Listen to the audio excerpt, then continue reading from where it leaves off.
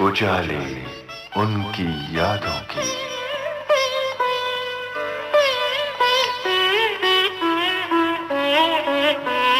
उजाले उनकी यादों की।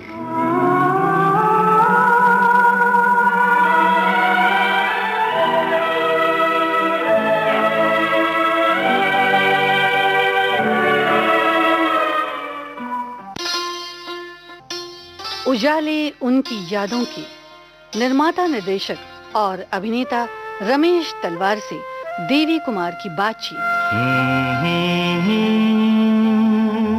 प्यार के कुछ अलग रंग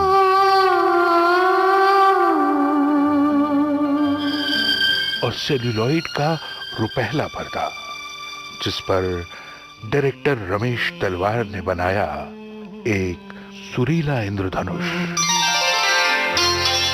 जिसमें रिश्तों का अटूट बंधन है, जज्बात की गहराइयां हैं, विश्वास की ऊंचाइयां हैं। यही है रमेश तलवार की हिदायतकारी। ये मस्तियां, ये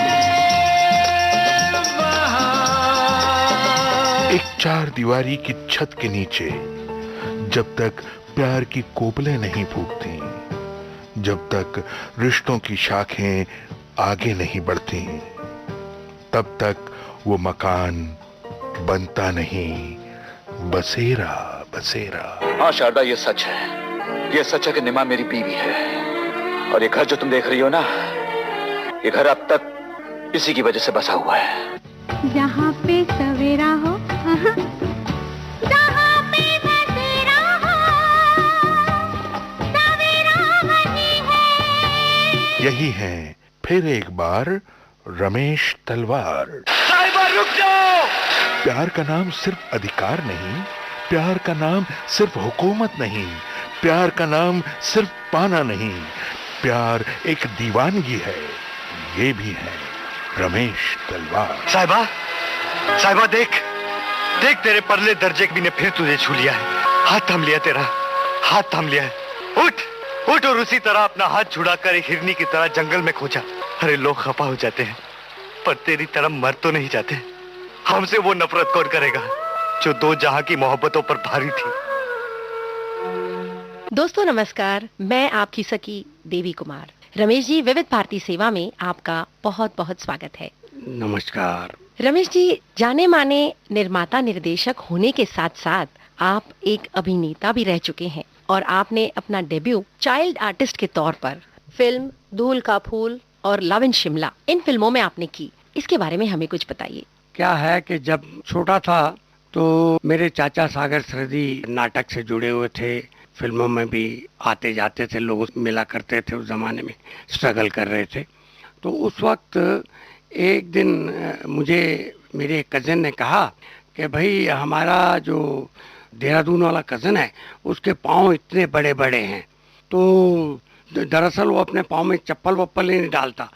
तो मैंने बच्चे की तरह सोचा कि यार आदमी के पाँव बड़े होना शायद अच्छा है।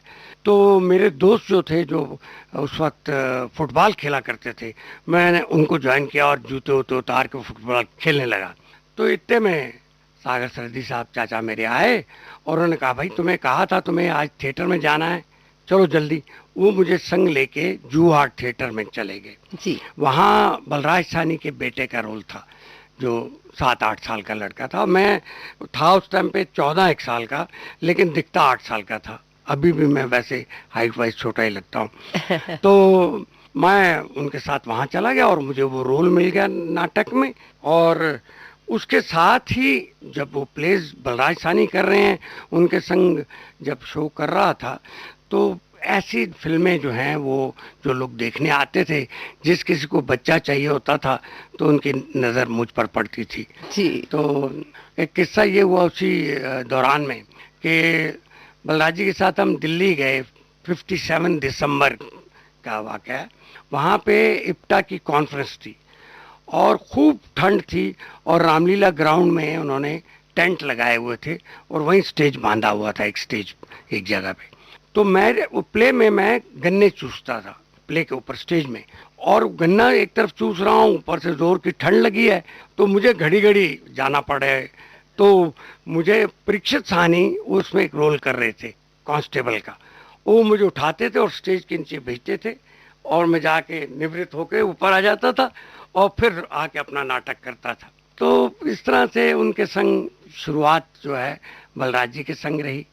फिर जो बच्चों वाली फिल्में जो मिली, तो हुआ ये कि राधा कृष्ण कॉमेडियन एक फिल्म बना रहे थे डेविड कॉपरफील्ड के ऊपर बेस करके, सौतेला फिल्म का नाम था, और एवीएम वालों के साथ वो पार्टनरशिप में कर रहे थे, और डायरेक्टर थे प्रभु दयाल जो एक्टर भी थे। तो उसके लिए मद्रास जाना था मैंने, तो वो पिक्चर जो है थोड़ा सा काम किया और फिल्म बंद हो गई थी उनके आपस में कुछ पैसों की खर्चों के ऊपर। मुझे राधा कृष्ण जी ने कहा, भाई B.R. चोपड़ा जी की पिक्चर में एक रोल है यंग लड़के का, और तुम चलो वहाँ आ जाओ। तो मैं कारदार स्टूडियो परेल चला गया।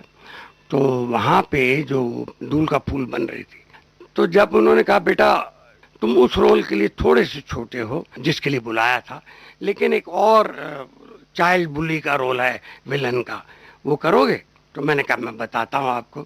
तो राधा कृष्ण जी ने मुझे समझाया कि देखिए ये बड़े फिल्म मेकर हैं, इनके फिल्म में तो लोग एक एक क्लोजअप देते हैं।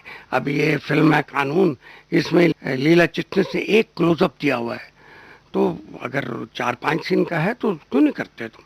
तो मैंने वो रोल कर लिया, धूल का फूल ऐसे मुझे मिली। रमेश जी, अभी आपने बताया कि बलराज साहनी साहब के साथ आपकी जो पहली शुरुआत हुई चाइल्ड आर्टिस्ट के तौर पे, इनके साथ कोई ऐसा एक्सपीरियंस, कोई ऐसी वाकयात जो आप शेयर करना चाहेंगे? बलराज जी के साथ फिर बाद में एक्चुअली क्या, बचपन में तो ऐसी चीज थी कि मैं रहता था साइन कोलीवाड़ा में, और किंग सर्कल से ट्रेन पकड़नी पड़ती थी बांद्रा के लिए। बांद्रा से ट्रेन बदली करता था तो सेंटा क्रूज आता था। सेंटा क्रूज में हमारी रिहर्सल कॉपीकर हॉल में हुआ कर। तो जब लेट बलराज जी आते थे, अगर शूटिंग से देर से पैकअप हुआ तो आते थे, तो उनको मेरी फिक्र होती थी कि मैं कैसे पहुंचूंगा साइन कोलीवाड़ा। तो वो ट्रेन जो लास्ट ट्रेन थी कुछ 12-12:30 बजे की थी जो किंग सर्कल जाती थी जी। तो वो अक्सर क्या करते थे कि मुझे बांद्रा स्टेशन तक अपनी गाड़ी में लेके सेंटा क्रूज से वहाँ छोड़ते थे, फिर वो प्लेटफॉर्म पे मुझे छोड़ते थे कि, और मेरे दूसरे प्लेटफॉर्म पे वो गाड़ी होती थी हार्बर ब्रांच की, तो मैं ब्रिज से चढ़ता हुआ भागता उधर जाता था। वो खड़े रहते थे, पूरा मुझे दूर तक देखते थे। जब मैं अपने डब्बे में चढ़ जाता था, उनको हाथ हिलाता था तो वापस जाता। क्या बात है। तो वो बहुत ही कंसर्न थे, और वैसे भी बलराज जी बहुत एक मिलनसार थे और एक आम आदमी के साथ दोस्ती रखने वाले आदमी। जी, यानी बलराज जी जितने नेक और भले पर्दे पर दर्शाए जाते थे, उतने ही नेक और भले वो निजी जिंदगी में भी थे। उनके तो सारे गाने हिट हैं। यहाँ आप उनके पसंद का कौन सा गाना सुनना पसंद करेंगे? वो आप डिसाइड करिए। धूल के फूल के बड़े अच्छे अच्छे गाने हैं, उनमें से कोई डाल दीजिए। तेरे प्यार का आसरा चाहता हूँ, तेरे प्यार का आसरा चाहता हूँ,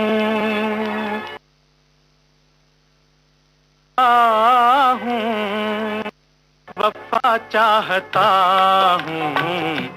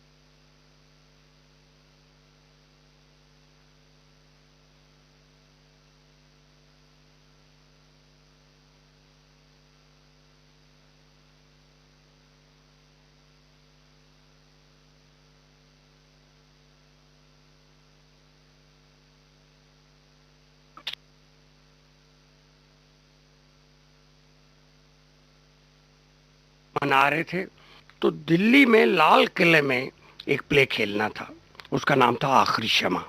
जी। जो डायरेक्टर साहब ने लिखा था, और बलराज साहनी उसमें गालिब रोल कर रहे थे। और एक रोल था जो मुशायरा ऑर्गेनाइज करता है एक आदमी। तो कैफी साहब ने कहा भाई उस सागर के भतीजे को बुला दो, वो कॉमेडियन भी अच्छा है और ये रोल उसको बहुत सूट करेगा। तो साहब मुझे फिर चांस मिल गया बलराज जी के साथ काम करने का।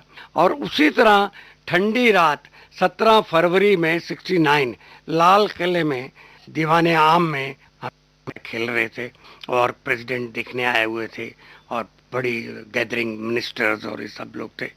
और उसमें भी उसी तरह ठंडी रात में मैं उसी तरह ठिठुर रहा था, क्योंकि आप तो कॉस्ट्यूम पहने हुए हैं जो भी आपकी वो है कॉटन की, और उसमें जाके आपको काम करना है। और एग्जैक्ट एंट्रीज बहुत थी उसमें, और बलराज जी बहुत ख्याल रखते थे। और जो लोग जो और मुझसे भी ज़्यादा जिनको ठंड लगती थी, वो आहिस्ता से आके तो उनको एक ढक्कन पिलाते थे। तो वो कहते थे कि ये पी लो, गरमाइश आ जाएगी। तो बहुत ही ऐसा उन्होंने, फिर हमने बहुत टूर किए बलराज जी के साथ। ऑल ओवर इंडिया ये प्ले खेला गया आखिरी क्षमा। और उसमें हम ट्रेन में जाते थे, ट्रेन में जाते तो बलराज जी को हम अलग फर्स्ट क्लास का डब्बा देते थे, और वो सारा दिन हमारे साथ, उस जमाने में थर्ड क्लास हुआ करता था, सेकंड क्लास नहीं था, वो थर्ड क्लास में हम सब होते थे, क्योंकि हम पूरा 40 लोग होते थे, पूरा एक डब्बा बुक करते थे। और सारे रास्ते में गाना गाते, ताश खेलते, ऐसे आपस में जोक वोक करते जाते थे। और बलराज जी सारा दिन अपने डब्बे से आके हमारे साथ बैठते थे। और रात को जब सोने का टाइम होता था तो कहते थे किसी लड़के, यार तुम जाके मेरे उधर सो जाओ ना। बलराज जी तो वैसे भी एक बहुत ही उम्दा कलाकार रहे हैं। उनके बहुत सारे फिल्म्स इतने अच्छे लगते हैं, खास तौर पर वक्त फिल्म, जिसके गाने तभी भी उतने ही हिट थे और आज भी उतने ही हिट है। चलिए उन्हीं के फिल्म वक्त का गाना हम सुनते हैं।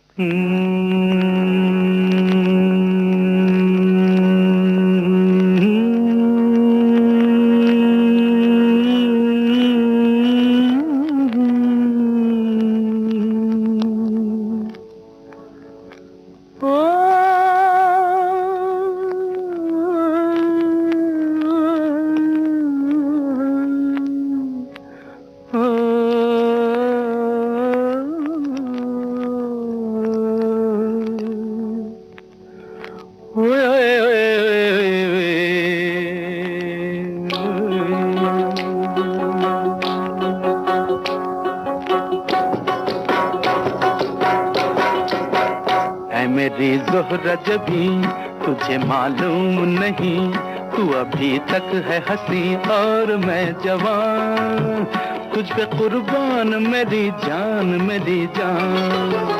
ऐ मेरी ज़ोहरा जबी तुझे मालूम नहीं, तू अभी तक है हंसी और मैं जवान, तुझ पे कुर्बान मेरी जान मेरी जान।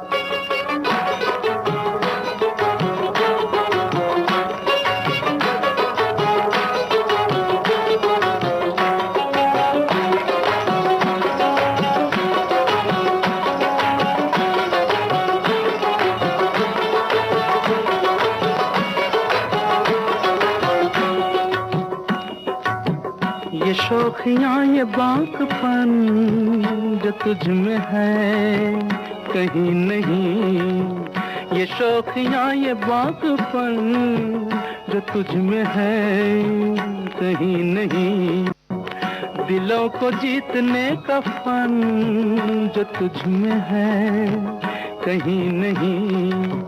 मैं तेरी आंखों में पा गया दो जहां, मैं तेरी आंखों में पा गया दो जहां। ऐ मेरी ज़ोहरा जबी तुझे मालूम नहीं, तू अभी तक है हंसी और मैं जवान, तुझ पे कुर्बान मेरी जान मेरी जान।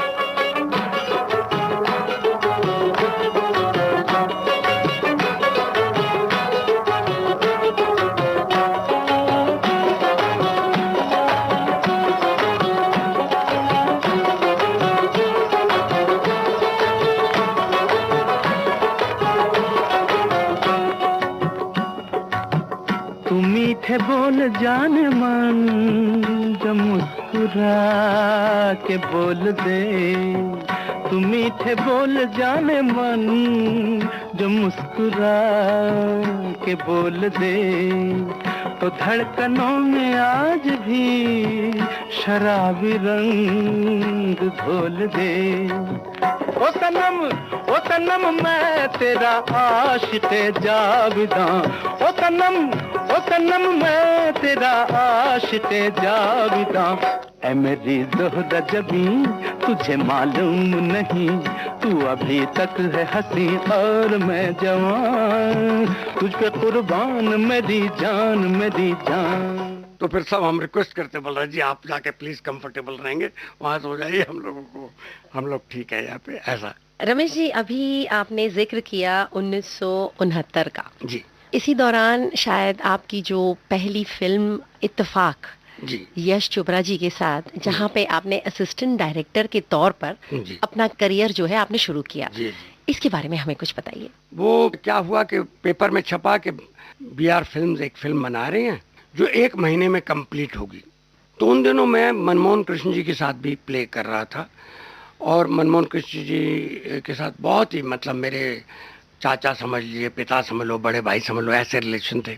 और वो मुझे BR चोपड़ा के यहाँ लेके भी गए थे एक बार कि भाई आप वो प्ले देखने आए थे, BR चोपड़ा और यश चोपड़ा। तो उन्होंने प्ले बहुत उनको पसंद आया था। यही जो शतरंज के मोरे में आजकल खेलता हूँ उसका पंजाबी वर्जन शतरंज दे मोरे के नाम से खेला था। PL दास पांडे का प्ले है, तुझे आए तुझा पाशी। तो वो जब देखने आए तो उन्होंने कहा तुम मेरे असिस्टेंट क्यों नहीं बन जाती, चोपड़ा साहब ने कहा। तो अभी मेरी कोई फिल्म चल नहीं, जैसे कोई फिल्म बन हो तो तुम चले आना, मैं तुम्हें असिस्टेंट रखूंगा जी। तो फिर ये जब अनाउंस हुई इत्तेफाक, तो मैं मनमोहन जी से कहा वो पिक्चर बन रही है, 1 महीने में बन रही है, मेरा हाथ साफ हो जाएगा, 1 महीने में पूरी फिल्म बनते देखूंगा तो मुझे बहुत अच्छी नॉलेज मिल जाएगी। और तो ले गए वहाँ पे। चोपड़ा साहब ने कहा कि भाई मैं तो पिक्चर नहीं डायरेक्ट कर रहा, यश कर रहा है, तो यश से मैं बात करता हूँ। तो यश जी से उन्होंने कहा, तो यश जी ने शुरू में कहा भी कि भैया ऑलरेडी इतने असिस्टेंट हैं। उस ज़माने में 3 असिस्टेंट रखा करते थे, बहुत हुआ तो एक चौथा रखते थे, लेकिन यश जी के पास ऑलरेडी 5 असिस्टेंट थे। तो फिर वो मेरा नंबर जो था वो लगना ज़रा सा मुश्किल था, पर उन्होंने चोपड़ा साहब ने और मनमोहन जी ने उनको कन्विंस किया, और इस तरह मैं यश जी के साथ जुड़ा। और फिर बाद में लेटर ईयर्स में मैं यश जी का चहीता असिस्टेंट था, चहीता साथी था, छोटा भाई बन के रहा। बहुत बड़े किस्से हैं उनके साथ। तो यहाँ पे एक और गाना आपके पसंद का। इत्तेफाक में तो कोई गाना नहीं था, दाग का गाना सुना। जी बिल्कुल। मेरे दिल में आज क्या है, तू कहे तो मैं बता दूं। मेरे दिल में आज क्या है, तू कहे तो मैं बता दूं। तेरी जुल्फ फिर संवारूं, तेरी मांग फिर सजा दूं। मेरे दिल में आज क्या है, तू कहे तो मैं बता दूं।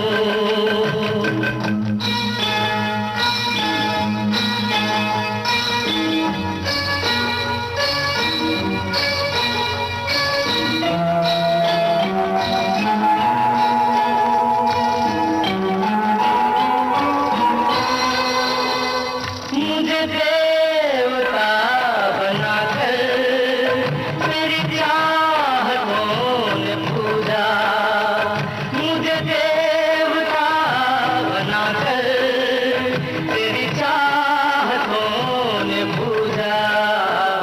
मेरा प्यार कह रहा है मैं तुझे खुदा बना दूं। मेरा प्यार कह रहा है मैं तुझे खुदा बना दूं। मेरे दिल में आज क्या है, तू कहे तो मैं बता दूं।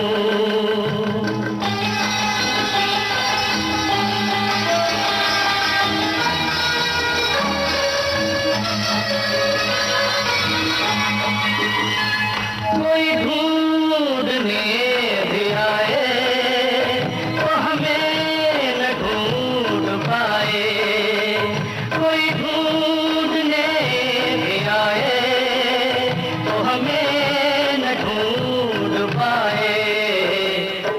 मुझे कहीं छुपा दे, मैं तुझे कहीं छुपा दूं, तू मुझे कहीं छुपा दे, मैं तुझे कहीं छुपा दूं। मेरे दिल में आज क्या है तू कहे तो मैं बता दूं।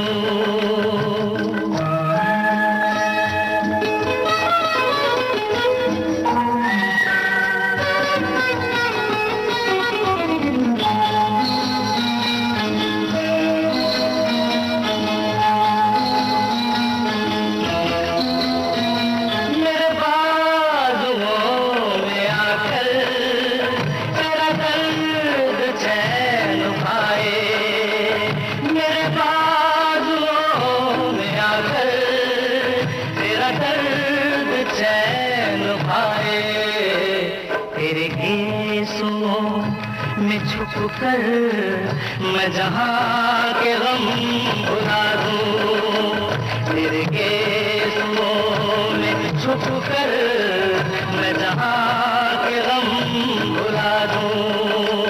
तेरी जुल्फ फिर संवारूँ, तेरी मांग फिर सजा दूँ। मेरे दिल में आज क्या है तू कहे तो मैं बता दूं। अभी आपने जिक्र किया यश चोपड़ा जी का। जी। इन्हीं के असिस्टेंट डायरेक्टर के तौर पर आपने काफी सारे फिल्में बनाई, जैसे दीवार, त्रिशूल, कभी कभी, काला पत्थर। इन सब के दौरान आपका एक्सपीरियंसेस क्या रहा उनके साथ? देखिए, यश जी जो है वो बहुत मेहनती थे, बहुत मेहनत करते थे, हर चीज में ना छोटी छोटी चीज का ख्याल रखते थे। और उन्होंने जो एक्टरों के साथ एक फैमिली की तरह काम किया हमेशा। जिसका बिहेवियर अच्छा था उनको फौरन ले लेते और अगली पिक्चर में रिपीट भी करते थे। बिहेवियर अच्छा मतलब ये नहीं कि जिन लोगों ने उनके साथ काम नहीं किया वो खराब बिहेवियर था, लेकिन वो एक पसंद उनकी हो जाती थी।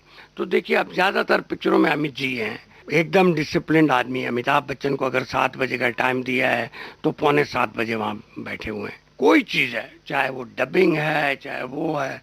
एक बार मैं डबिंग करवा रहा था दीवार की, और मैं कुछ 7 बजे पहुंचा और आके मैं जोक वोक मारने लगा अपने वहाँ पे स्टाफ के साथ, और अचानक मेरी नज़र पड़ी कि पहली रो पे शॉल ओढ़ के कोई आदमी बैठा है, और आगे जाके देखा तो अमिताभ बच्चन बैठे हुए हैं। तो मैं अपनी तरफ से जिस किस्म के जोक मार रहा था वो बच्चों के आपस में ही हो सकते हैं। तो मैंने कहा, अमित जी मुझे नहीं पता था आप बैठे हुए हैं यहाँ पे। बोला, नहीं मुझे स्वॉर्ड कहते थे, तलवार मेरा नाम है। स्वॉर्ड वो मेरा क्या है कि मैं थोड़ा 15 मिनट पहले बैठ के आ जाता हूँ, और कोई बात नहीं, तुम चलो शुरू करो काम। तो 7 से 10 तक ही डबिंग करते थे, फिर शूटिंग वूटिंग पे चले जाते थे। सुबह उनकी आवाज़ में ज़्यादा अच्छा तरन्नुम होता था और आवाज़ गहरी रहती थी। शुक्र है, मैं तो समझा था कि तुम यहाँ भी पुलिस की वर्दी में आओगे। मुझे आने में देर तो नहीं हुई?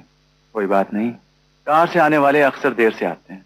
जानते हो रवि, मैंने तुम्हें यहाँ मिलने क्यों बुलाया? मेरे घर आना तुम्हारी शान के खिलाफ है भाई, तुम्हारे घर जाना मेरे असूल के खिलाफ। हम कहीं और ही मिल सकते थे। नहीं, हम और कहीं नहीं, सिर्फ यहीं मिल सकते थे। हम एक दूसरे से कितने भी अलग हो जाएं, हमारे बचपन एक दूसरे से कभी अलग नहीं हो सकते। आज जब हम दोनों के बीच के सारे पुल टूट चुके हैं तो बस यही एक पुल बचा था, ये पुल जिसके नीचे हमने अपना बचपन गुजारा। यहाँ मैं जो कहना चाहता हूं उससे पहले मैं ये पूछ लूं कि इस वक्त मुझे सुनने वाला कौन है, एक भाई या एक पुलिस ऑफिसर? जब तक एक भाई बोल रहा है एक भाई सुन रहा है, जब एक मुजरिम बोलेगा एक पुलिस अफसर सुनेगा।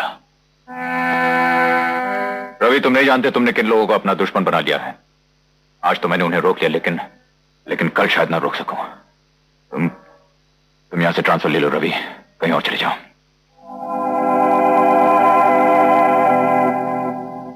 मुजरिम भाई का भेष बदल कर बोल रहा है। लगता है वो दीवार जो हम दोनों के बीच है वो इस पुल से कहीं ऊंची है। रवि, तुम नहीं जानते तुम जिस रास्ते पे चल रहे हो उसका अंजाम क्या हो सकता है। जिस रास्ते पर मैं चल रहा हूं उसका अंजाम शायद बुरा भी हो सकता है, लेकिन जिस रास्ते पर तुम चल रहे हो उसका अंजाम सिर्फ बुरा ही होता है भाई। रवि, मैं तो अपनी बाजी खेल चुका हूं, अब हारूं या जीतूं, लेकिन तुम्हारे पास तो अभी वक्त है। इस शहर के बाहर दूसरे शहरों में भी तो पुलिस स्टेशन होते हैं, कहीं और चले जाओ। नहीं, मेरे असूल, मेरे आदर्श मुझे इसकी इजाजत नहीं देते हैं। उफ, तुम्हारे उसूल, तुम्हारे आदर्श, किस काम के हैं तुम्हारे उसूल? तुम्हारे सारे उसूलों को गूंद कर एक वक्त की रोटी नहीं बनाई जा सकती रवि। जिन आदर्शों के लिए तुम अपनी जिंदगी पर खेलने के लिए तैयार हो, क्या किया उन आदर्शों ने?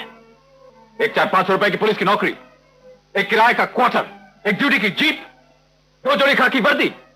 देखो देखो, ये वही मैं हूं और ये वही तुम हो। हम दोनों एक साथ इस फुटपाथ से उठे थे, लेकिन आज तुम कहां रह गए और मैं कहां गया? आज मेरे पास बिल्डिंगें हैं, प्रॉपर्टी है, बैंक बैलेंस है, बंगला है, गाड़ी है। क्या है तुम्हारे पास? मेरे पास मां है। तो इस तरह उनके साथ बहुत सारे अच्छे अच्छे वक्त बीते हैं। अमित जी के साथ मैं भी उनका फैमिली मेंबर बन गया, और बाद में जया जी के साथ मैंने ड्रामे भी खेले हैं। तो अभी भी जब कभी बात होती है, मेरा बर्थडे या उनका बर्थडे, हम आपस में बात ज़रूर करते हैं। वो रात के 12 बजे एक मैसेज भेजते हैं और सुबह फ़ोन पे बात करते हैं कि क्या चल रहा है, कैसा है सब, वगैरह वगैरह। तो इस तरह के सारे एक्टरों के साथ कुछ ना कुछ, वो तो पूरा दिन और 400 पेज की किताब का मटेरियल है। जी बिल्कुल। रमेश जी, अभी अभी मेरे दिल में ख्याल आया कि अमिताभ जी अभी भी आपके दिल में बसे हैं। चलिए सुनते हैं उन्हीं के नाम कभी कभी फिल्म का ये गाना। कभी कभी मेरे दिल में ख्याल आता है, कभी कभी मेरे दिल में ख्याल आता है कि जैसे तुझको बनाया गया है मेरे लिए, कि जैसे तुझको बनाया गया है मेरे लिए। तू अब से पहले सितारों में बस रही थी कहीं, तू अब से पहले सितारों में बस रही थी कहीं। तुझे ज़मीं पे बुलाया गया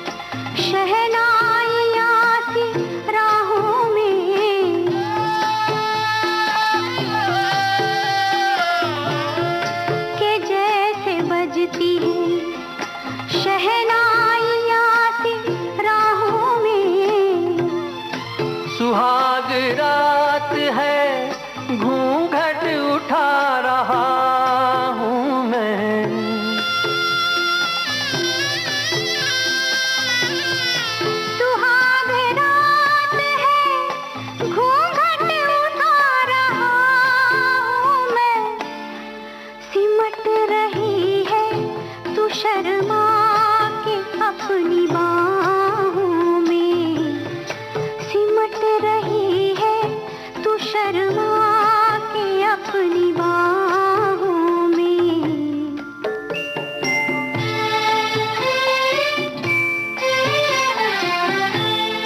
कभी कभी मेरे दिल में ख्याल आता है कि जैसे तू मुझे चाहेगी उम्र भर यूं ही, उठेगी मेरी तरफ प्यार की नजर यूं ही। मैं जानता हूँ कि तू गैर है मगर यूं ही, मैं जानता हूँ कि तू गैर है मगर यूं ही। कभी कभी मेरे दिल में ख्याल आता है, कभी कभी मेरे दिल में ख्याल आता है। उजाले उनकी यादों के निर्माता, निर्देशक और अभिनेता रमेश तलवार के साथ। जैसे अभी आपने कहा रमेश जी कि बहुत सारे एक्टरों के साथ आपने काम किया है, उस दौर के खूबसूरत, बिल्कुल खूबसूरत अभिनेत्रियों के साथ जैसे राखी गुलजार, हेमा जी, वहीदा रहमान जी, इनके साथ का आपका दौर कैसा रहा? देखिए, ये सब सीनियर आर्टिस्ट थे जी। मैं इनका जूनियर था और बहुत ये सब डिसिप्लिन आर्टिस्ट हैं। जैसा मैंने कहा ना कि ये जी जिनके साथ काम करते हैं वो सब साथ में वो चीज़ें भी देखते हैं। यार, इनके साथ अभी ज़िंदगी के 2 साल बिताने हैं। उस वक्त फिल्म बनाने में 2 साल लग जाते थे, क्योंकि आपको 1 हफ्ता आज डेट मिली, फिर 3 महीने के बाद फिर 1 हफ्ता मिला, या कभी 1 महीना भी मिल गया तो बाकी कंप्लीट करते करते आपको और 6 महीने 8 महीने और लग जाते थे। तो वो जो सारा साल 2 साल आपने रिलेशनशिप जो जीनी होती है, तो ये बहुत वेल बिहेव्ड आर्टिस्ट थे जिनके साथ, जिनका आपने जिक्र किया है। तो फिर वो उठना बैठना, फैमिली फंक्शंस, इसके सिनेमा के फंक्शन, उस पिक्चर के फंक्शन, तो इस तरह मिलते मिलते ऐसा लगता है कि आप जो है पुराने दोस्त हैं। तो ये लोग वैसे भी सीनियर लोग, इस तरह के सीनियर लोग बहुत अच्छा यंगस्टर का ख्याल रखते हैं, अच्छी तरह के वो कंफर्टेबल फील करें। ये अभी आपने यंगस्टर्स का जो जिक्र किया रमेश जी, आपने पीटीए और आईसीडीसी जैसे प्लेटफॉर्म्स जो है हमारे नए यंगस्टर्स के लिए, उनके हुनर दिखाने के लिए आपने जो ऑर्गेनाइज किया है, इसके पीछे क्या है? देखिए, ये बात है 72 की जी। 72 में अपने पृथ्वीराज जी की डेथ हो गई 29 मई को। तो हम सब लोग वहाँ गए थे और जब हम वहाँ से उठे तो हम अपने साधना स्कूल में रिहर्सल किया करते थे। उस जगह पूरे इप्टा के मेंबर वहाँ आ गए। तो कैफी साहब ने कहा, यार हमको पृथ्वीराज जी की याद में कुछ करना चाहिए, तो किसी के पास कोई आइडिया हो तो ज़रूर बताओ। तो मैंने उसी वक्त कहा, मैंने कहा कैफी साहब इंटर कॉलेजिएट कंपटीशन करते हैं ड्रामा का। तो बोले तुम्हारे पास इसका कुछ प्लान है? मैंने कहा हाँ, सब कुछ है, मेरे घर पे पेपर्स तैयार हैं। तो नेक्स्ट डे की मीटिंग रखी गई और मैंने वो पेपर, अपने रूल्स रेगुलेशन मैंने बनाए थे कि ऐसा कंपटीशन हो। चूँकि उससे पहले एक भवंस कंपटीशन होता था, वो बंद हो गया था, जिसमें मैं खुद पार्टिसिपेट किया करता था एज एन एक्टर।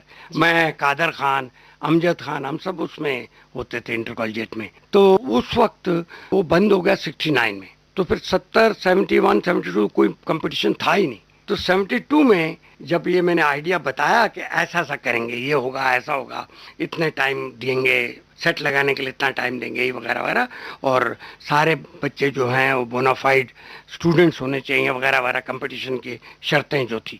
तो 16 अगस्त को 72 में हमने ये कंपटीशन शुरू कर दिया था। यानी आप सोचिए कि मई की 29 तारीख को सोचा गया और 72 के 16 अगस्त कंपटीशन शुरू हो गया, और जो आज तक चला आ रहा है। हर साल हम वो करते हैं। अभी हमने 47th ईयर का अभी कंपटीशन खेला, तो अभी समझिए तब से मैं उसके साथ इंटर कॉलेजिएट के साथ जुड़ा हूँ, जिसमें से बड़े बड़े एक्टर जो आज इस फील्ड में, टीवी में, सिनेमा में हैं।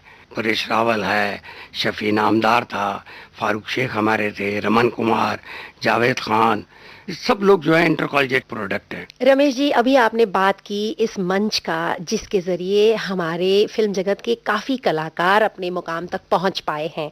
बहुत बहुत बधाई आपको कि आपने ऐसा एक इनिशिएटिव, एक स्टेप ऐसा लिया जिसके जरिए हमारे आगे चलकर भी बहुत सारे नए कलाकार हमें देखने को मिलेंगे।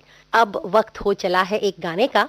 यहाँ आप बताइए, आप कौन सा गाना सुनना पसंद करेंगे? चलिए दूसरा आदमी का गाना सुना देते। क्या मौसम है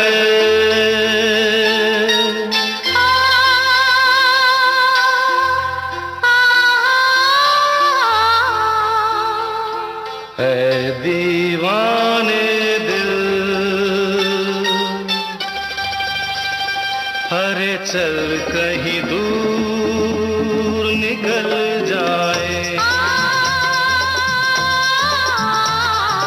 चल कहीं दूर निकल जाए, कोई हमदम है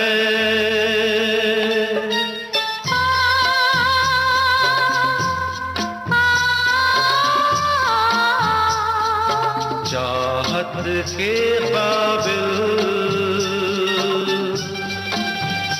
तो किस लिए हम संभल जाए, चल कहीं दूर निकल जाए।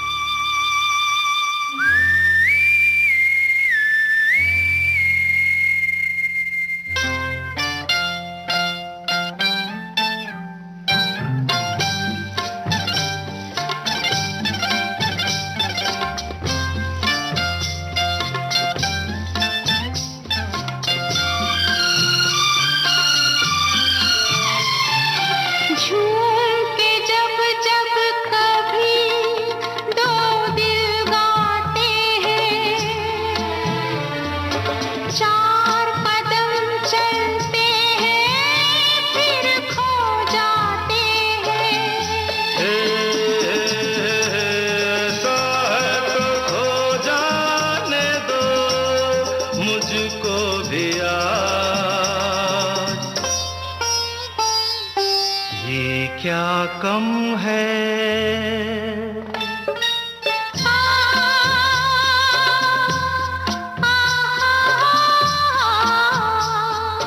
दो पल को राही, अरे मिल जाए बहल जाए, चल कहीं दूर निकल जाए।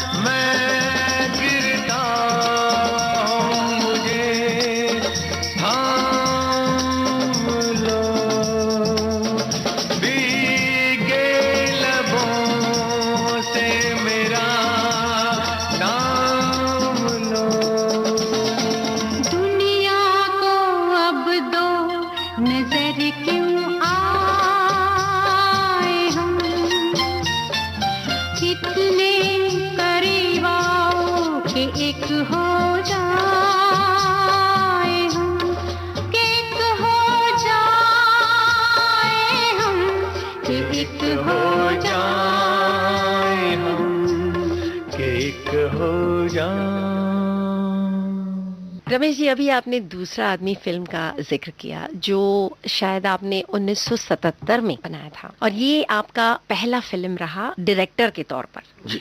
और इसमें किरदार निभाए राखी जी, ऋषि कपूर जी, नीतू सिंह और परीक्षित साहनी जी और शशि कपूर जी। इतने सारे किरदार एक साथ, इनके साथ का ये सफर के बारे में आप कुछ बताइए। देखिए, मैं यश जी का लाडला था, तो जब पिक्चर यश जी ने दी, प्रोड्यूस यश जी कर रहे थे, और मुझे कहा ये फिल्म तुम बनाओ और आगे की सोच के कहानी लेना जो भी, तो मैंने दूसरा आदमी बनाई जो उस किस्म की फिल्म कभी बनती नहीं थी, जो आज की डेट में लोग कहते हैं आज भी फ्रेश है, 40 साल हो गए उस फिल्म को। ये सब लोग जानते थे क्योंकि मुझे ये सारे एक्टर जो हैं यश जी के साथ काम कर चुके थे, और वो मेरी क्या पोजीशन है यश जी के साथ और मैं वहाँ पे क्या काम करता हूँ या इन लोगों के साथ कैसे कैसे काम किया है, तो सबके साथ उस तरह की एक दोस्ती बनी हुई थी ऑलरेडी। तो जब मैंने जिसको जो कहा उसने किया। शशि कपूर ने जिंदगी में कभी गेस्ट रोल नहीं किया था, तो मैंने कहा शशि जी अगर आप ये रोल नहीं करेंगे तो मैं फिल्म नहीं बना सकता। तो उन्होंने बोला क्यों, क्या बात है? मैंने कहा मैंने एक आर्टिकल इलस्ट्रेटेड वीकली में पढ़ा है जिसमें आपकी एक तस्वीर आई हुई थी, उसमें आपने गले में एक मफलर सा बांधा हुआ था। तो उधर से मुझे ये कुछ इस तरह का आइडिया आया कि शशि कपूर को राखी जो है वो मोहब्बत करती थी, और शशि गायब हो गए, नहीं रहे, और ऋषि कपूर वैसा ही लगता था, उसी तरह गले में वैसा वो बांधता था, तो उनकी तरफ खिंचती चली जाती है। और ऋषि भी समझते हैं कि मुझे खुद अपना समझते हैं, तो वो गलत फहमी के शिकार होते हैं कि ये मुझे चाहती हैं। तो इस किस्म की फिल्म मैं बनाऊंगा। तो शशि जी ने कहा जाओ, किया तुम्हारा रोल। इतना सुना, और छोटा सा रोल था उनका, बड़ा प्यारा, और लेकिन उन्होंने एक शर्त रखी थी, मेरा नाम अनाउंस नहीं करोगे। तो हमने कास्ट में नाम नहीं अनाउंस किया। फिल्म में जब आते थे तो आधी ऑडियंस अपनी सीट से खड़ी हो जाती थी, अरे शशि जी भी हैं, तो वो रहा। बाकी राखी जी के साथ मैंने कहा राखी जी ये रोल जो है जरा अलग किस्म का है, बड़ा मॉडर्न सा है, आपकी इमेज तपस्या फिल्म की है, उस तरह की है, और मेरी तो हीरोइन पिएगी। तो उन्होंने कहा तुम फिक्र मत करो, मुझे 2 दिन दो, मैं रोल करूंगी और मैं बता दूँ। तो वो जो फाइनल उनका गेटअप है वो गेटअप पूरा किया, और वो आई यश जी के यहाँ और मुझे वहाँ बुलाया गया, और मैं देख के हैरान हो गया कि अरे बाप रे, बिल्कुल यही कैरेक्टर तो सोचा हुआ है। तो इतना एक्टर के अंदर की जो सोच है वो काम कर रही होती है। जब उन्होंने सब्जेक्ट सुना तो उनको लगा कि यार ये तो मुझे मिलना चाहिए, रमेश तलवार ना बोल रहा है, तो फौरन वो गए। और ऋषि कपूर के साथ उन्होंने फौरन हाँ कर दी थी, क्योंकि वो कभी कभी के ज़माने में कभी कभी में वो काम शुरू में नहीं करना चाहते थे कि 2 हीरो ऑलरेडी हैं, मैं यार वो भी आपके घर के हीरो हैं, तो मैं तीसरा बाहर का लड़का और पता नहीं मेरे साथ, और उस टाइम पे सुपरस्टार था ऋषि कपूर। तो मैंने उनको कन्विंस किया था और मैंने कहा तो आप चलो मेरे साथ। मैं बम्बई आया कश्मीर से, उन्हें साथ लेके गया कश्मीर, श्रीनगर। हमने 2 दिन में 12 सीन शूट किए, जल्दी जल्दी में सारे सीन हो गए, आप पता नहीं ठोक रहे हो तुम लोग, जल्दी जल्दी सारा। मैंने कहा अभी आके तुमको ये दिखाता हूँ, और अगर तुम फिर भी कहो कि मुझे इस फिल्म में काम नहीं करना है तो तुम जाओ, और मेरी गारंटी है। और वही हुआ, जब उसका जुबली का फंक्शन हुआ तो उसने खुद माइक पे आके कहा कि रमेश ने मुझे कन्विंस किया था और इसने मेरी बड़ी हेल्प की। तो तभी उसने कहा मेरे साथ फिल्म बनाओ। तो उसने ऑफर की थी, और जबकि मैं उस वक्त एक सब्जेक्ट अमिताभ जी और शशि जी के साथ बना चुका था। तो यश जी ने कहा देखो रमेश, ये तुम्हारे साथ खुद सामने से काम करना चाहता है, तुम ये करो, मैं शशि वाली पिक्चर और अमिताभ वाली मैं बनाता हूँ। तो इस तरह हमारी 2 पिक्चरें साथ में कंपनी की चलती रही। यहाँ पे एक और गाना, मेरे सारे पसंद के गाने। हमारे यहाँ ये सिस्टम था कि जब सिटिंग होती थी म्यूजिक की तो सब संग बैठते थे, और हमारी जो चयन जो होता था ट्यून का, वो सबका मिल के होता था। हमारी भाभी पैमेला चोपड़ा होती थी बैठी हुई, वो म्यूजिक से उनका ताल्लुक था, वो होती थी। हम सब बैठते थे, जो असिस्टेंट थे, साथी थे। कोई भी गाना जो है, यश जी के सारे पॉपुलर गाने एक से एक बढ़कर आए, किसी फिल्म का भी अब गाना लगे। कह दूं तुम्हें हाँ या चुप रहूं ना, दिल में मेरे आज क्या है, क्या है? कह दूं तुम्हें या चुप रहूं, दिल में मेरे आज क्या है, जो बोलो तो जानू, गुरु तुमको मानू, चलो ये भी वादा है। अच्छा, कह दूं तुम्हें या चुप रहूं, क्या है, जो बोलो तो जानू, गुरु तुमको मानू, चलो ये भी वादा है।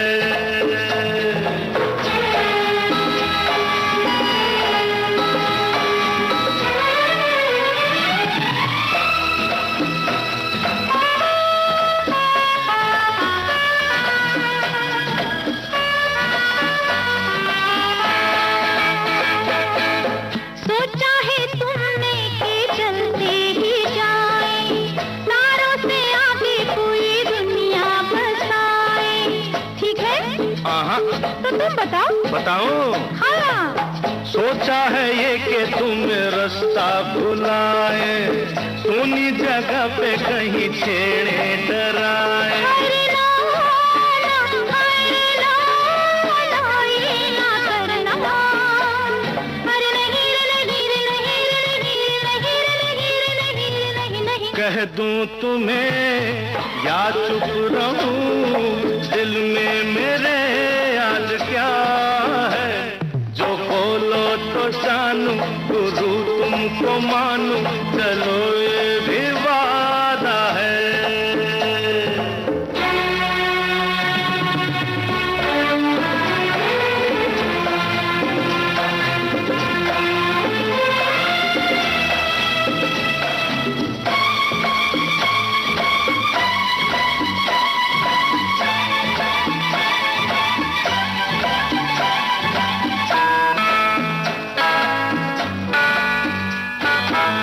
सोचा है तुमने कि कुछ गुनगुनाए, मस्ती में घूमे जरा धूमे मचाए। अब ठीक है? तो तुम बताओ ना। बताऊं? हाँ। सोचा है ये कि तुम्हें नजदीक लाए, फूलों से होठों की लाली चुराए। अरे ना, अरे ना, ये ना करना। अरे नहीं रे, नहीं रे, नहीं रे, नहीं रे, नहीं रे, नहीं रे, नहीं रे, नहीं, नहीं। कह दूं तुम्हें या चुप रहूं, दिल में मेरे आज क्या है। रमेश जी, आपने बताया कि आपने जुहू आर्ट थिएटर बचपन में ही ज्वाइन कर लिया था। जी। इसके साथ साथ आपने इप्टा भी ज्वाइन कर लिया था। जी।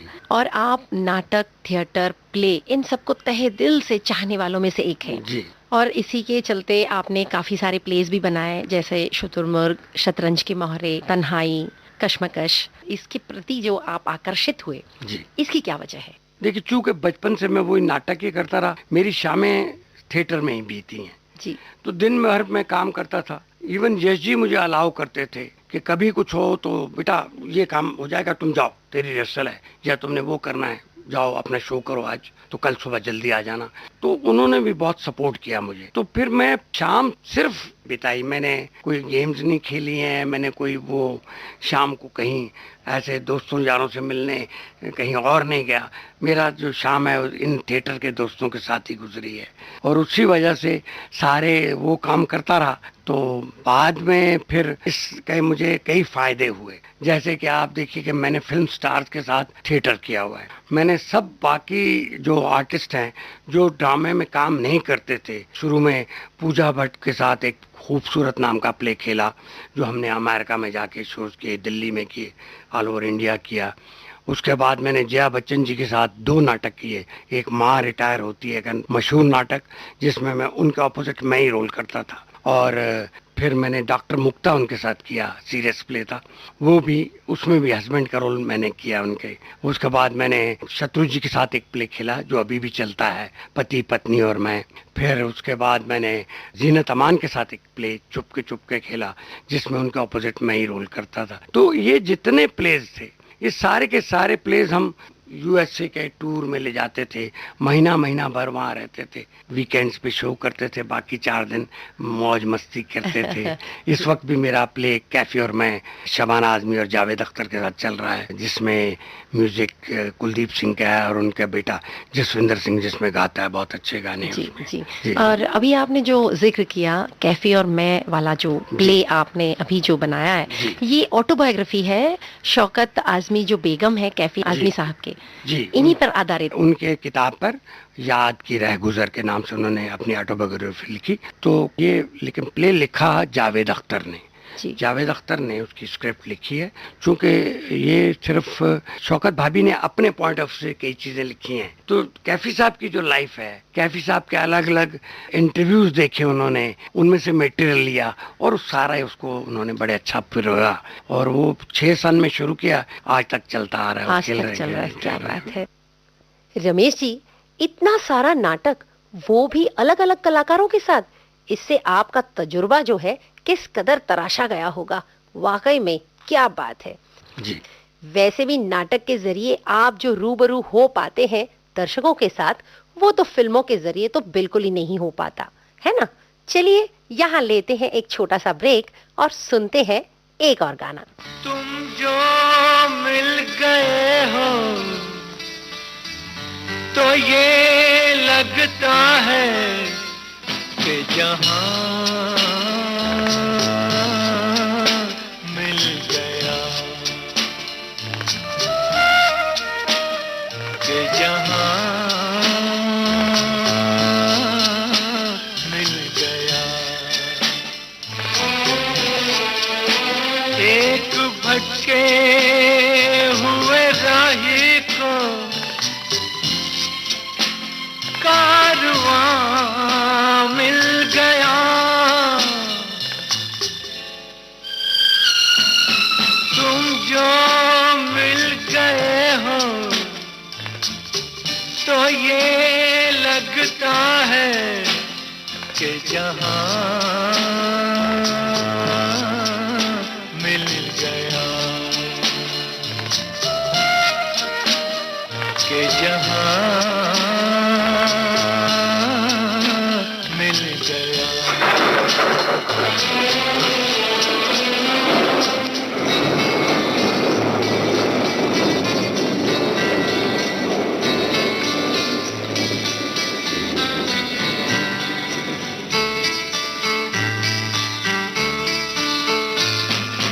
बैठो न दूर हमसे, देखो खफा न हो। बैठो न दूर हमसे, देखो खफा न हो। किस्मत से मिल गए हो, मिलके जुदा न हो। किस्मत से मिल गए हो, मिलके जुदा न हो। मेरी क्या खता है, होता है ये भी कि ज़मीं से भी कभी आसमां मिल गया, कि जहां मिल गया।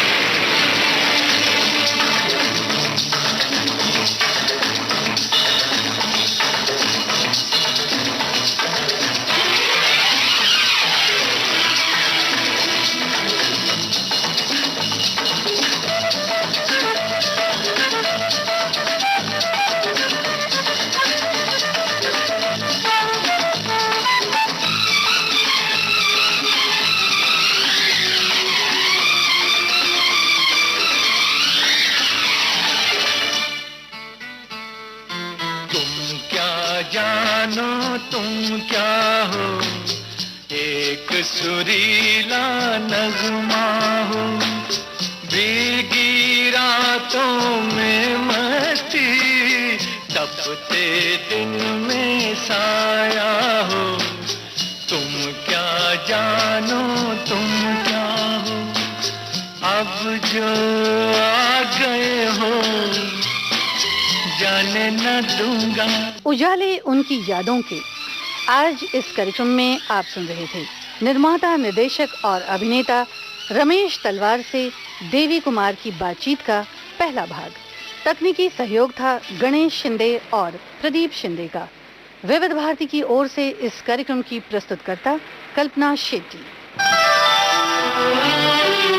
उजाले उनकी यादों की।